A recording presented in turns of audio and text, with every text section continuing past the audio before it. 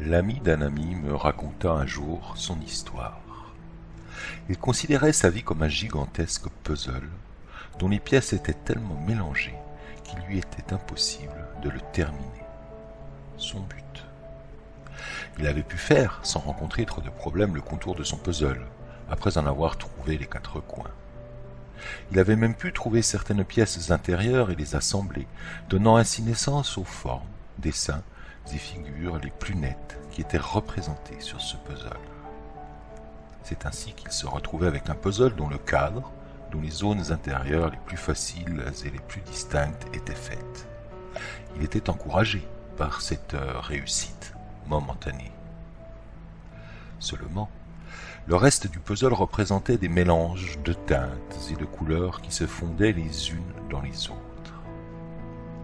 L'ami de cet ami me conta qu'à ce moment précis, la difficulté était telle qu'il n'y arrivait plus, regardant avec envie le but commencé et inachevé qu'il s'était fixé.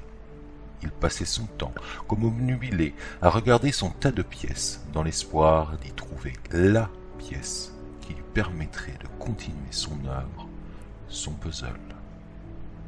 C'est ainsi qu'il trifouillait, retournait, essayait encore et encore de trouver la pièce qu'il s'était fixé de trouver. Mais le temps passait, et plus il passait, plus il lui apportait souffrance et faisait résonner en lui de vieux trucs de son passé. Du moins, c'est ce qu'il me racontait.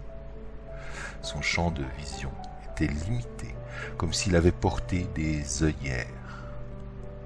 Par son seul regard, il s'imposait, jour après jour, de trouver la pièce qui lui manquait.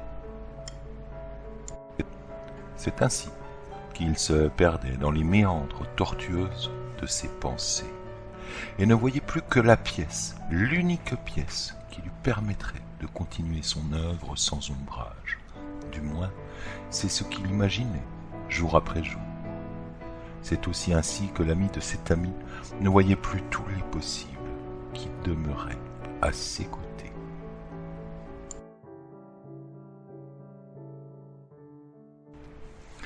Pour terminer l'histoire de l'ami de cet ami, il me conta que finalement, il finit par trouver la solution, sa solution.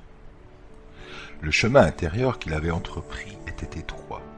Il le parcourait, allait et venait en voyant au loin son but, si proche et à la fois si lointain. Telle une montagne à gravir lui paraissait la pièce manquante, si haute, si impressionnante qu'il en percevait l'impossible. Et pourtant, un jour, il cessa de regarder la pièce manquante qui lui permettrait de continuer son œuvre. Il se mit à regarder à côté de cette fameuse pièce, à élargir son propre champ de vision personnelle, encore et encore, pour enfin découvrir que son but était tout proche de réaliser l'existence de tous les possibles qui y menaient, qui se présentaient à lui, et que, finalement, son but à atteindre n'était pas si inaccessible que cela.